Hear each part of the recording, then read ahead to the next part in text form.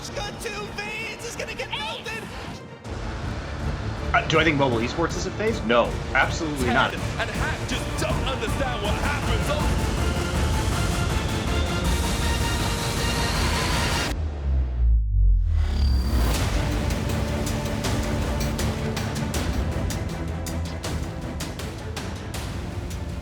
Hey, and welcome to another episode of the Halcyon Report. I'm the host, beerad, and this week I'm joined by SuiJeneris and Andre. Welcome, guys.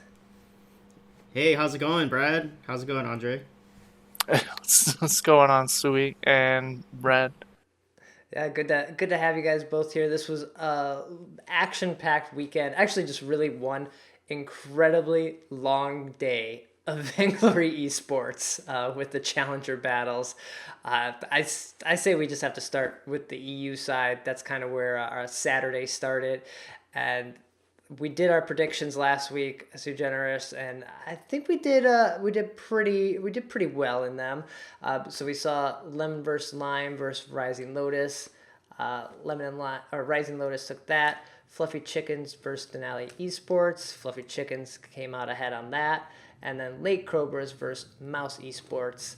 Mouse Esports came ahead there. SuiJeneris, though, your picks were pretty much spot on, right? Yeah, for NA, I was right on. For EU, unfortunately, I was 1 out of 3. I predicted that Lemon and Lime would beat Rising Lotus. I knew that it would be a very close match, but I didn't know that it would come out to a 3-1 with Rising Lotus being successful. And then Mouse Sports really surprised me because they really struggled in the VGA. They looked like the weakest team of all the teams. And Late Cobra had like some former VG8 players on their roster. So it's very interesting to see Mouse Sports really put together in 3-0 Late Cobras. And then, as predicted, I knew that Denali Esports, they did put up a very good fight. It went to a Game 5, and Fluffy Chickens pulled through for that Game 5 and took the win.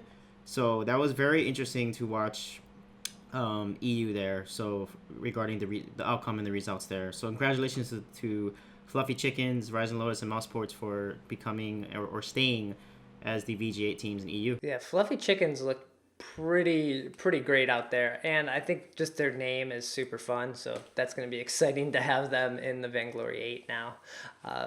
Andre, did you get a chance to watch these, or were you busy prepping and getting ready for the NA side? Well, I got to watch the Lemon and Lime game, and I was pretty impressed with the way that Rising Lotus played and Lemon and Lime. Honestly, it was a really good series. I watched, I think it was the first game of the next series, and then we had to play. So I was not able to catch the last 2 series. And even so, VG8 was playing so late. The battles went on forever, it seemed like last night. So it didn't help that I know someone sent us a tweet based off our last episode when we went out. We're talking about NA versus EU and how EU likes to farm up a lot. So many of these games on the EU side, they went like about 30 minutes. There was first blood at 14 minutes in a couple games. And that just kind of, I think, hit it over the head with our Twitter discussion, SuiJeneris, with this person. What do you think about that? We've kind of had this argument about farming versus taking objectives or pushing your lead. Yeah, I think that's something that I think EU is going to continue to pick up. They're kind of behind the meta. EA and NA is very early game aggression. There's always an early game strategy, a mid game strategy, and a late game strategy. So I think that EU hopefully will start to pick up the early game because it's really exciting to see early game jungle invades and first blood within the first 5 minutes or 8 minutes, objective calls and stuff like that. Because the 8-minute mark is when it's important, where you either take a turret or you get gold mine, and that's when the gold mine gets full, for people that don't know. So I feel like there is an early game strategy, and I think EU needs to adopt it. And this farming game, basically really doesn't allow a lot of early game plays and comps to really shine. And I think that's where EA and NA have a leg up on EU for sure. Mm-hmm. And as someone who's watching it, it gets tough when it's 15 minutes in and you're like, nothing happened yet. Well, for when's this? For me, watching games like that, it's hard to sit there and say you would expect the VG8 teams to be able to do that, probably because from what they understand, they should be more well-versed in their late game. They've been playing top-tier Vainglory for the last 4 weeks, whereas some of these other teams came in top-seeded maybe and didn't have such a challenge to get there until the playoffs, because that's kind of how the challenge series works. You get a high seed and you play teams that are technically lesser caliber, so it may not be as much work through that first day, the second day, and then you get into the playoff portion where you're playing teams that are more even matched. So when it came to the challenge battles, what I think was missing from a lot of the challenger teams in EU was that what you saw in NA, they didn't wait to take the fights. They knew what they wanted and they went for it. And I think that NA challenger teams showed yesterday that they were more hungry for it. And that's something that I thought was missing a lot from the EU games that I got to watch was, as you said, they were just sitting around farming, trying to beat them in team fights when these teams have been practicing and playing together at high level for so long now. I'm not sure how the EU scrim scene works and all, but, from what I understand is if you're going to give a team that's been playing higher level teams for 4 weeks the opportunity to get back in the game, then they're going to find a way to do it. That brings us into the NA side. I think that's a great transition and talk about what's been happening there, because that aggression, that was full force in all of these games we saw.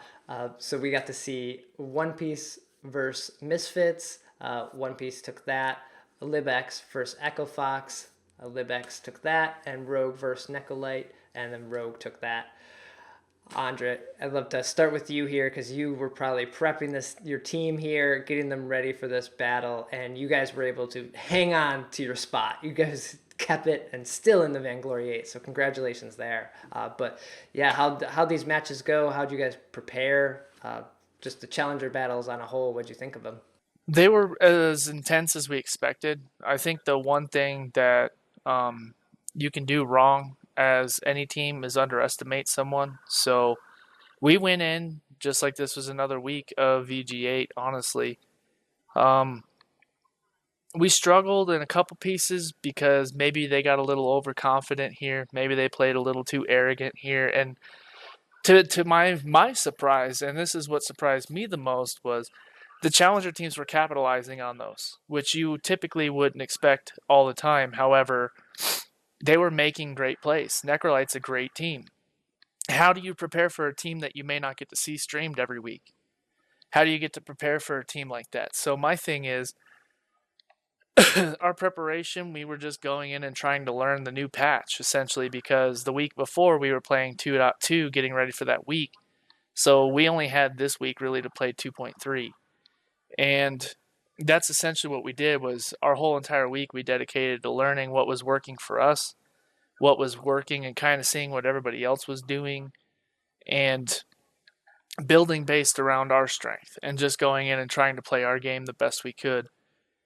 And they surprisingly banned pretty well into what we had planned, which we kind of caught us off guard. I think the third and fourth games, actually. We had drafted them. We were drafting into our strength, and then they randomly banned Rona, which I guess isn't so random if you look back at the VG8 games that were played, because Rona was actually a pretty big part of that. So maybe it caught us off guard. So the fifth game, we went in and baited them to ban out the Rona, and we took our glaives and flicker and just did what we wanted to do. Flicker seemed to be a prominent pick for NA and has been for the last, I think, previous week too. I think we've seen Flash on it, and even in the Echo Fox game, Call the Meek played a fantastic Flicker. What's made the Flicker kind of come out here? And Flicker. Go ahead, Adrian. Oh, sorry. I was going to say Flicker really fits the way NA is playing the meta. He's aggressive. He gives you the ability to go on the offensive without having to wait for that perfect opportunity where you see someone miss something, or they didn't do this, or they didn't take that, or it allows you to take the aggression where you want to take it. And if they're not able to place the vision to counter it, then you're going to win. You're going to capitalize it. I wasn't intending to cut off Sui, so But that's essentially my opinion of Flicker. Is he's very hard to play against in the sense of if you can't get vision down just like a Taka, you're gonna get aggressed on. It's gonna happen because that's what Flicker does. And I think how NA has been playing the early game comps, or as you say, like these aggressive divey comps, Flicker is perfect for that. What better than to get 3 players stacked on top of one person and delete them? What's a better advantage than that? And Flicker's kit too, he actually does like significant amount of damage. If you look at his damage per second in terms of his B ability and also his root, it actually does damage per second. So if Flickers are able to skill shot, land the root, activate the B, and when the B is done after 3 seconds, it detonates. So it does a detonation damage like Lyra's Imperial Sigil does. So Flicker's kit is actually very offensive. So NA loves offensive plays, and that's why it fits so well in the meta. And I think if EU picks up Flicker, there's so many EU teams that are gonna have such a hard time if they play into a Flicker with the type of drafts and comps that they do. So it's great to see. I mean, kudos to you, adreN. With Rogue, you guys have kind of shifted strategically. I analyzed your week 1, 2, 3, 4, and you guys tend to favor kind of mid game power spike strength heroes like Samuel, etc. And you guys definitely learned the early game because I didn't. Rogue used to not pick pick or ban Koshka usually, and you guys definitely turned it on its head in terms of switching your strategy up and then being able to play really early aggressive dominant comps, which is awesome to see. And I knew that Rogue would come out on top versus Necrolyte. I actually was 100% on my predictions for NA. I knew that the Libex and EchoFox team would be extremely close game, and it was. Either team could have taken it, but I knew that it came down to team fighting. If you look at all the EU teams and NA teams and Challenger teams that made it through, especially like One Piece versus Misfits and Libex versus EchoFox and even Rogue and Necrolyte, the teams that won are the teams that are just much more decisive and superior in team fighting. I mean, the synergy, you can see it clearly. They're much more aggressive and proactive with their team fighting, and their focus is really good. I mean, in terms of comboing abilities, the actives, etc. I mean, that's what made a lot of the fight. Especially if you look at One Piece versus Misfits. One Piece would lose the early game, and all of a sudden they'll come back because they just execute their team fights so extremely well. So it was great to kind of see One Piece really shine there versus Misfits. And I think, and that's where I made my assessment of the NA teams is who is better at team fight. Even though a team can lose drafts, technically, synergy always beats draft, and I felt like that was the case in a lot of the situations with these teams here. That's my favorite thing with Twitch chat is, oh, they got out drafted. Well, we did it on purpose sometimes. That's the truth. It is. It's the truth. You want to play to comfort too. Vainglory has its fair share of hard counters. However, just because a hero counters somebody doesn't mean that you can't beat it. It is Vainglory. It's an unpredictable game at times. Well, yeah, look at Koldamika's on Lance almost every game if it's not banned because it is a comfort pick for him. So, yeah, like you said, I think going to some of those heroes, even if they are countered, just you stand out on them. So, yeah. Yeah, and in terms of comfort, draft, Fuji and a Scarf, right? Game 3 and 4. I mean, amazing that he came back in. Just played at a world-class form like Playoff They were saying on Twitter. That Scarf did work. I mean, Scarf is really good into a composition that doesn't have high CC and stuns. Because Fuji maxed his ult, as soon as he got a decent number of stacks, he just ulted, and that AoE damage just did so much work. I mean, it's amazing to see how strong Scarf is. And we saw Scarf jungle played quite a few times. I mean, Necrolyte actually played it in jungle too. So it's great to see that versatility with playing jungle Scarf into a pedal jungle works really well. It does, because Scarf builds stacks off Munions. Exactly, yeah. If you guys notice, if Scarf hits the Spitfire on a Munion, Scarf starts getting stacks. So, yes, sir. Yeah, that was really, really cool to see the innovative there. And EchoFox definitely deserved to come back games 3 and 4. Those are some epic games, especially Fuji with the double ace. Oh, my God. That was epic with the Scarf. And he really put his name in infamy there by playing Scarf. And he's known for his Scarf when he played competitive. Fuji's Scarf was probably one of the best Scarfs out there because of his ability to skill shot and position Scarf so well. So it's just super exciting to see. Thanks for a great series, guys, for those of you that played. That series of game was pretty awesome I think because not only because Fuji came out there, but because he did, he kind of almost was like, I gotta help these guys out.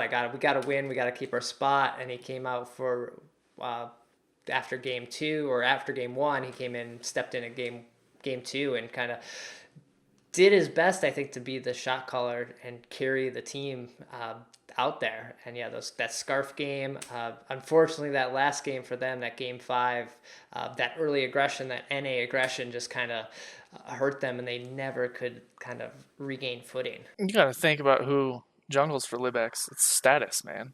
Status is a monster, and that's why, honestly, when Fuji came in and picked the Scarf jungle into the pedal, I already knew. I had a really strong suspicion that he had expected it.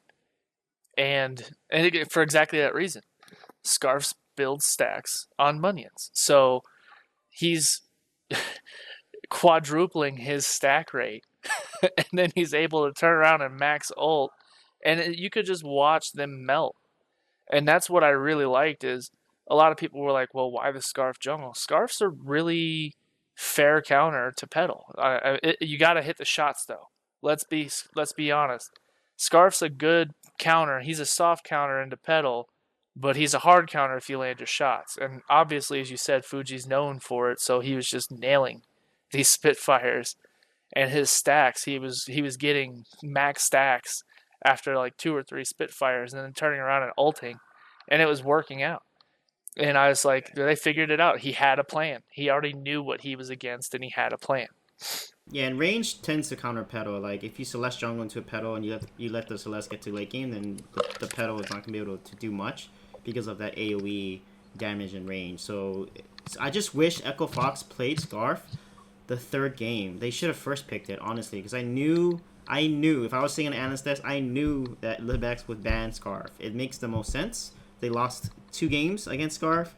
So I was really hoping that Echo Fox would take the Scarf and really first pick it and then ban hard counters like Taka or anything against it. Even Taka is not even that hard of a counter late game. I mean, he's a hard counter early and mid game, but late game Scarf, Taka is going to be in trouble because if Scarf gets his item in build and he's good at hitting his kill shots, Scarf is extremely hard to take down because of the amount of burst damage, and AoE, his heal. And his heal, yeah, his Eve with his ult is Eve crazy. Is gross. Yeah, with broken mid stacks and 45% shield pierce, that is insane amount of life steal that he can get back. So he's nearly invincible. It's so interesting. I think if Echo Fox first picked Scarf that game, I think they might have had a much better chance of coming back there. So it's kind of unfortunate, and I was really crossing my fingers for him to do that and kind of change 2 games systems unanswered. up. That's what a best of 5's for. 2 games unanswered. It was an uncontested 2 games with Scarf. Yeah, it's like when TSM in Worlds didn't ban Scarf against Hammer's Velocity at the time. They lost to Scarf twice, and Scarf is really good against Gwen, and they finally took it away, and then they won that 5th deciding game. And I think it was a very similar situation with Echo Fox there. And we got to see how close these teams were and how good all teams in both regions were, that the games went to 4, 5 games every time. Like, that just shows the caliber of play is pretty awesome right now. And we got to see that Scarf, and we got to see some other picks that were kind of big or possibly going to be big here in update 2.3, because this was the first time we're seeing these Vainglory 8 teams play on this patch. And this CP Grumpjaw that got to come out a few times seems like it could become a thing here in the next couple of weeks. And Vainglory 8 is going to be played on the 2.3 patch. But SuiJeneris, what do you think about these changes? With any time, that's a great call out, Brad, because Grumpjaw is going to become a meta. It's already been a meta in EA, honestly, and I think NA hasn't caught up with EA. I think we will now with seeing it being played. Grumpjaw got buffed, right? He has 6% damage reduction at all levels. If he has 6 stacks, that's 36%, or is it 5 stacks? Whatever it is, 30 or 36% damage reduction is applied first, and then the armor and all that stuff is applied to any damage he takes. So he's extremely good as a frontline and as a distraction bruiser, and his ult is so useful, right? He takes someone out of the fight in 3 seconds, and for 3 seconds, and the only way to counter that is to stun him. or play Finn, just get in the way, put your big lizard body in the way. So Grumpjaw is definitely going to see a lot of play. There's a lot of heroes that are going to be really strong. Fortress is definitely a very strong priority pick or ban right now. Rona is very strong as a jungler, along with Glaive, of course. Adagio is all very strong, so you're going to see a lot of those picks and bans come out, and you're going to see a lot of Lance come through now. Because of that, Lance will come through a lot since he's normally banned. Lyra might come through more often now because she's normally banned a lot, but she also still gets a lot of bans. But I feel like when teams figure out how to counter Lyra, they'll know how to basically draft into it. Even though Lyra's really scary early game, I think she has a lot of weaknesses late game because of her lack of CC and etc. Other things in the patch, like I like that they changed that death streaks are now worth less. So if you die more, you're worth less. They also show net worth of each enemy hero, so you kind of, I mean, it's obvious to look at their item, but you can also look at the net worth of the hero and see, you know, based on a gold analysis, you know, when are they going to reach their item spike, or when they're about to reach their item spike, and to keep an eye on that. You know, when someone finishes their Monaco or finishes their, you know, second or third tier 3 item, you need to keep an eye on that to make sure that you don't fight into their huge item spike, etc. Reorganizing items will be huge too for the captains. Hopefully we see a lot more fountains on time. I've watched, you know, the weekend in VG8, so many late fountains or even 0 fountains that could completely determine the fight in a lot of situations. Hopefully that will help a little bit with the reorganization of the actives. And it's going to be exciting. I think there's a lot of things that are undiscovered in this meta. There's a lot of things that are strong. There's different weapon builds that work or do not work. You know, there's a lot of things that people can experiment. You know, Tyrant's Monaco got a nerf. Tornado Trigger, you're going to see Tornado Trigger a lot in a lot of the builds now because it got a nice buff. So I think you're going to start seeing less of Tyrant's Monaco and more of Tornado Trigger. They're still both very viable and strong items. So it's very interesting to see how the weapon power meta is going to pan out and how mages are coming back. We saw a lot of Celeste in the Challengers, right? It was super exciting, and she's always been strong. And it's great to see that people are picking late game comps now, like Celeste with Finn, etc., and then winning with it. So it's great to see, you know, like Rogue played Celeste against Necrolyte the first game, and Hammy just did so well with it. And you can see that, you know, these mages are going to come back, and it's great to see Scarf Celeste back in the meta because it's been way too much red. Yeah. adreN, kind of, what are your thoughts going into this patch? You kind of have, or your team got the upper hand here to play in this competitive environment the week before everyone else is going to have to play on it. So like you said, you were practicing and kind of really taking it all in going into these matches. Oh yeah. So I think Sui hit it right on the head. Is Grumpjaw is meta. The problem is he's very specific. So you have to draft him very specifically. But he is insanely strong. Both weapon and crystal path. But crystal path everybody likes because you go Stormcrown, you just destroy objectives. Hashtag fix Stormcrown. So, you know, I think that there's a lot of things that changed with this meta, but I actually like it. I think every patch release that they're doing is becoming more and more balancing in the aspect of fixing what we've always considered, and I'm doing air quotes, broken. Because the weapon, you know, the weapon changes and the attack speed changes I think are really awesome.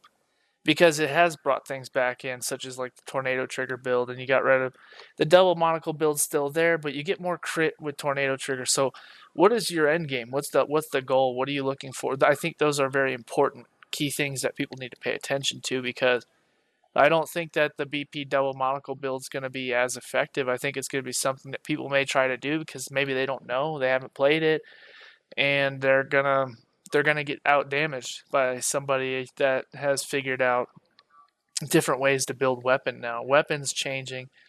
The mages, as has said, are back. It's nice, and the one problem that we've had here at NA, it's not like Celeste has been bad. but she is bad against people that dive. And if you look at the comps, especially the one that you just expressed, the glaive, the fortress, what do? Well, they dive. So why play Celeste when she's going to get exploded in 3 shots? It just doesn't make sense. So now you're going to start seeing those come back.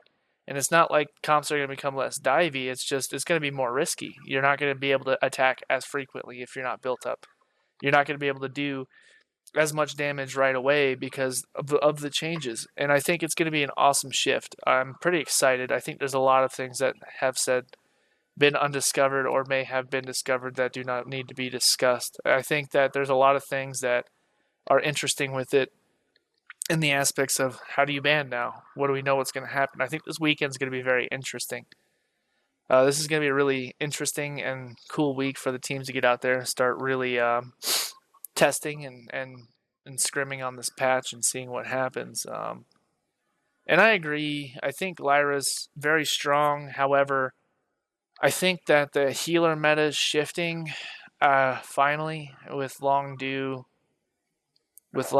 circumstances as people are starting to figure out ways to, well, if we let Lyra through, because it's like a guaranteed ban. So what if we want to ban something else? You're trying to change the strategy. That's what the draft game is. And letting Lyra through and Fortress for a while was really, really doing work. Catherine's also really good into Lyra because you can still stun her and you can dive her. And that's the thing, is same thing, the dive heroes. So I think that this is going to be very interesting to see the way teams evolve into this new patch and figure out what the meta is going to be. I think it's going to be an exciting weekend, honestly. Yeah, I'm looking forward to checking it out. We have the new teams coming in to the Vainglory 8, and then if you want to watch Echo Fox or Misfits, you can only watch them on the VIS League. I think that kicks off Tuesday and Wednesday there. So, gotta keep up on a lot of different parts of the esports scene for Vainglory right now. Exciting times, lots of great players, great teams. Can't wait to see what these. I think this weekend's very interesting, specifically for one reason. Is at the one of the later games is Libex will play One Piece this weekend. Okay. So, wow. Echo Fox versus Misfits week 1. So that is now Libex versus One Piece. So the challenger teams get to come in and duke it out week 1 against each other. they will have, they already know each other. They'll be facing off once again, so that's pretty fun. Yeah. Yes, so I was looking that up and I was like, well, week 1, this should be interesting. I was like, they're going to take their first points off each other, so. There we go. Well, thank you guys for making some time tonight for chatting with me on the Halcyon Report, and we'll be back with another one next week. Thank you so much. Take care. All right, thanks, Brad. Take care.